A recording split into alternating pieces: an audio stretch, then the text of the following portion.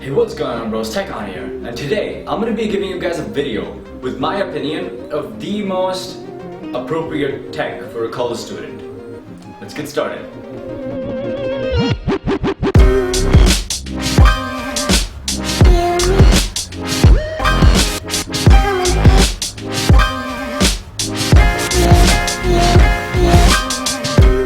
This video is going to be branched on a few levels. Level 1 being the most basic set of tech, Level 2 having a few add-ons to that, and Level 3 having a few more to that.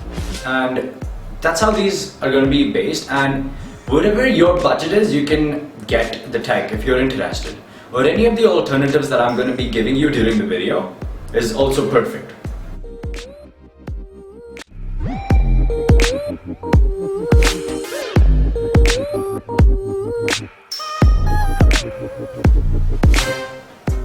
Starting off with Level 1, if you don't have one yet and you're in India, get yourself a GeoSIM. These GeoSIMs are actually coming in handy even though they don't have such good reception. The data that they're giving us is free for the next 3 months. You get 1 GB every day, which they claim to be high speed, but then it's free, so why not we use it? And on top of that, if you also make calls and you're a social person unlike me, then you would probably want to get yourself a Vodafone or an Airtel SIM just for calls. So you just have to pay for the data. And you have a dual SIM phone, bam, both data and calls, you're in.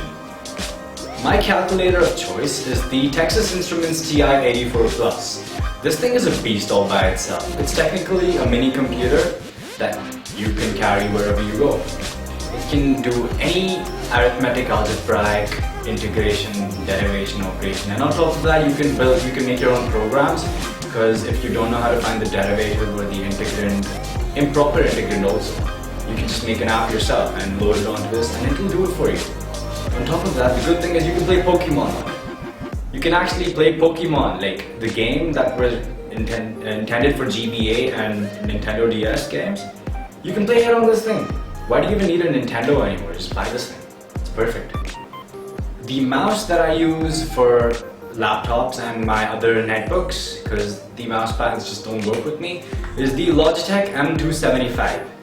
This is perfect. It's cheap. It has an 18 months claimed battery life.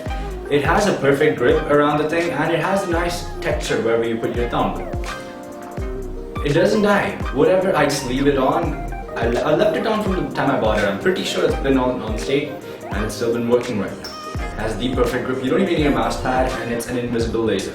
So this is the perfect mouse you can get for a legendary price. The phone of my choice for Level 1 is the OnePlus 3T. Well, technically this is the best smartphone of 2016, and in 2017 no new appealing smartphones have come out. So for now, the OnePlus 3T is obviously the best with its legendarily fast charging, stellar battery life, a really good display actually, and also it has a huge amount of RAM, 6 gigabytes.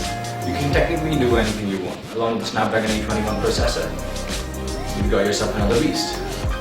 An alternative to the OnePlus 3T is my Moto G4 Plus.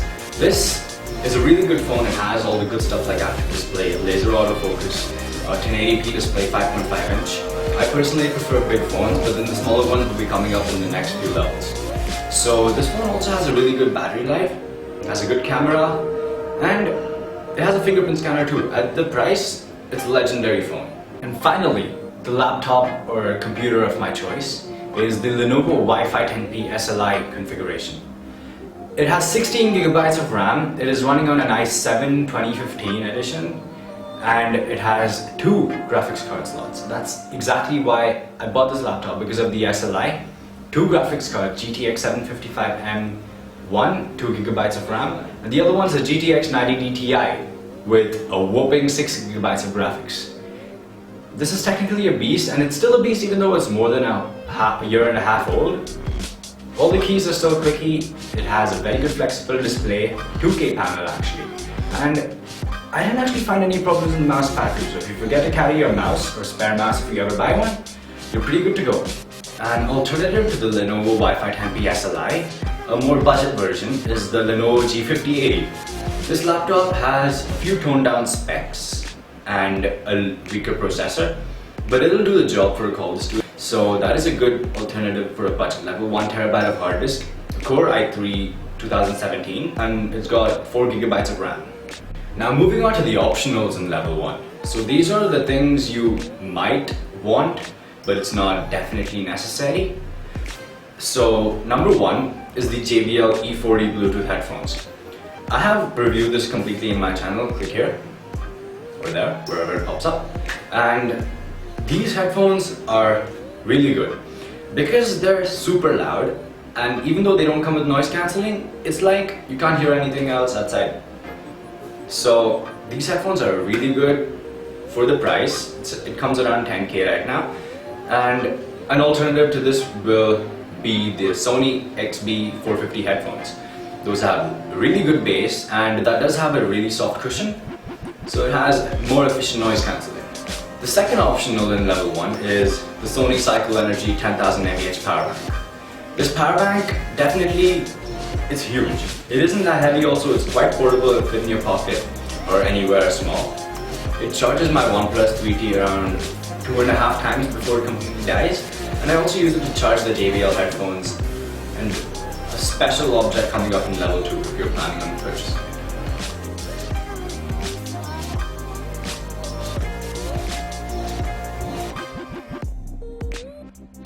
So I'm going to be starting level 2 off with the secondary phone.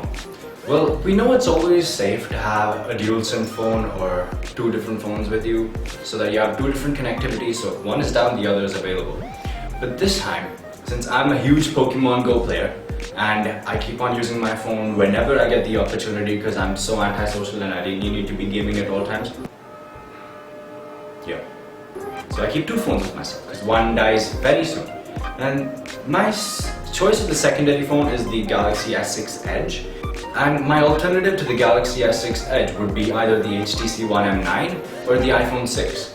These are rather compact phones which I can use for several other uses which I cannot do with a big phone. Like if I want to play Pokemon Go and I need some extreme clarity when it's very bright outside, I use a phone with a brighter display.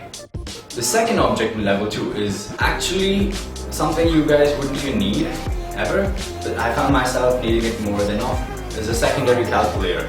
So a secondary calculator actually came in very handy, so just pop it into your bag so if you forget your main calculator when you're studying, or if you need something less intensive than a Texas Instruments TI-84, then the Casio FX199EX is also a really good alternative because this comes with most of the functionality and it has Excel built in, so for spreadsheets and other graphing uses it comes in handy.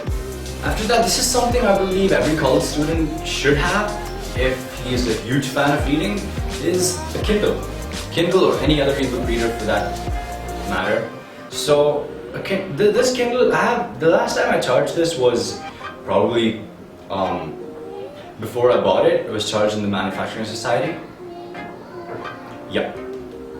So I've been taking this wherever I go, anywhere, wherever. If you meet me on the street, you ask me if I have my Kindle, I'll be like, yeah, it's in my hand, or yeah, it's in my back pocket. Because that's how useful I found this Kindle. Even for textbooks, I send it via email, a PDF file to the Kindle email provided, and it just pops up over here. I don't even need to carry my school bag anymore nowadays. One more thing that I found very, very useful is the Google Chromecast. This is innovation at its maximum, I believe. Because nobody had a smart TV and Google started making Android TV OSs and people were like, no, that's too expensive, I don't want to buy it. So they made this. It's like $1,000 INR, and it converts your dumb TV into a really smart TV. You can watch YouTube videos, you can stream SoundCloud, anything you want. You can technically cast your entire phone screen onto your TV. And this implements it perfectly. Even though this is the first generation, it still works. I didn't have to find any need to upgrade.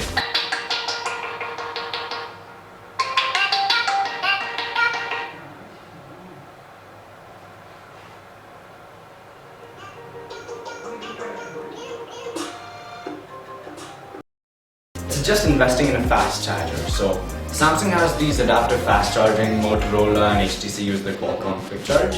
OnePlus has the Dash Charge, and Oppo has the VOOC charger, VOOQ, one of them. So these fast chargers, they help me out a lot because sometimes I forget to take my power bank with me while playing Pokemon Go, or when I go to take a few photos outside, testing a new phone or something. And these just top up the battery, especially the OnePlus's dash charge. It tops up way too much battery that I actually get scared the phone's gonna blow up like the Note 7 did. Yeah, so fast chargers are very handy nowadays. So one more thing, if you run out of battery and you need something to do, a gaming console. Yeah, this is a Nintendo DSi. I haven't bought the 3DS because I found it very unappealing, if you would call that. And I haven't bought the PlayStation Vita because I'm not a big fan of Sony. As you can see, I don't have many Sony products myself. So the Nintendo DSi is a very good device. First selfie camera I had, and this is a perfect gaming console with new Super Mario Bros. In your hand, Pokemon, Black and White, Diamond and Pearl, all the games, all the good stuff. The special object I was talking about in the level 1 power bank is the Asus netbook. It's an Asus EEEbook E201S, and the best thing about this netbook is it comes with the USB Type-C port. It has ultimate functionality when you compare it to any other netbook. The battery life is just stellar. The only one thing I did in this netbook that makes a difference from all others is that I killed Windows on it. Just delete Windows on any netbook you have. It'll help you. Download Ubuntu 16.04 or 12.04, whichever one you prefer. They're all awesome. That gives you legendary performance, and it also provides functionality for USB Type-C 3.1. And yes, using my OnePlus 3T and OnePlus 2 charger, I can charge this netbook up whenever I want. So I never run out of battery if I have a secondary laptop. So the other thing you have to buy is a secondary laptop for yourself if you have the budget to do so. There's one portable, one high performance. You've got yourself a computing device wherever you go. The last thing in level 2 that I would suggest you guys to buy is an IR receiver that connects via USB. These things are coming super handy because I just connected it into my laptop because my laptop doesn't have an IR receiver, and I have phones with IR blasters, so I can technically control the laptop without any third-party devices using just the IR receiver. And these have come more handy than I've actually thought they would be. I've also used it on my netbook. I've used it on several other things.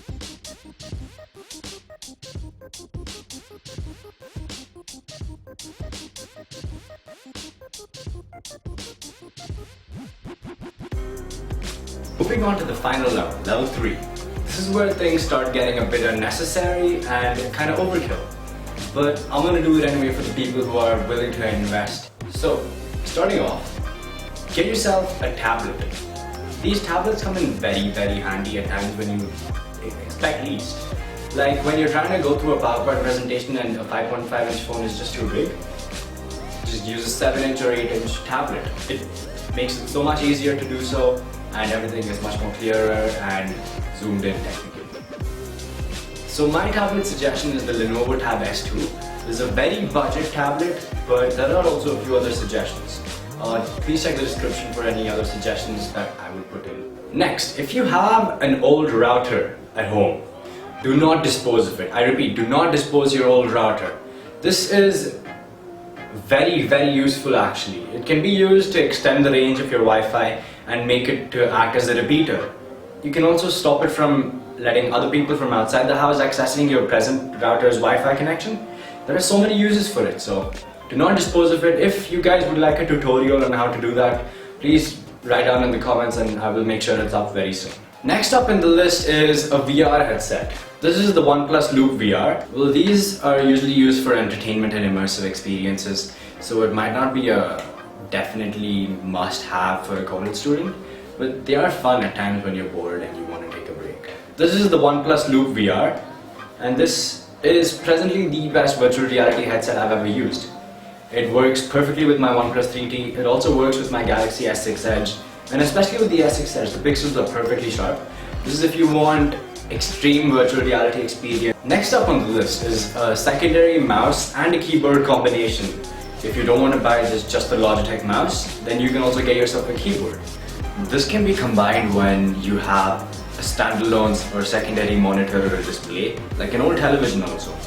When you use an HDMI cable and connect it to your laptop, well, you can completely close the laptop down by changing the power settings and keep it aside. You can lean back, use the keyboard and mouse wirelessly and control it on a much larger display. Even for entertainment purposes, it works really well. So the last thing on the list is a secondary display, like a monitor or an old television set. Even if it's one of those really old ones, you can actually convert the AVI cables into an HDMI cable using an adapter. So do not get rid of them or sell them if you have it. You can use them for several other things. So now that we're done with the list, these are all the 3 different levels. Level 3 being the most hardcore tech level student who always relies only on tech for everything he or she needs. And level 1 being the essentials. What you might actually come to need every single day in your life of a college student. And that brings us to the end of the video. Thanks for watching. Leave a like if you liked it. Comment any improvements or suggestions that you may want to give us. An important announcement. We from TechOn have received another OnePlus Loop VR. And yes, we are going to give it away. So the any way to enter, just subscribe, leave a comment, and you're in. If you win, we will contact you somehow. Somehow, we don't know yet. Thanks for watching. See you.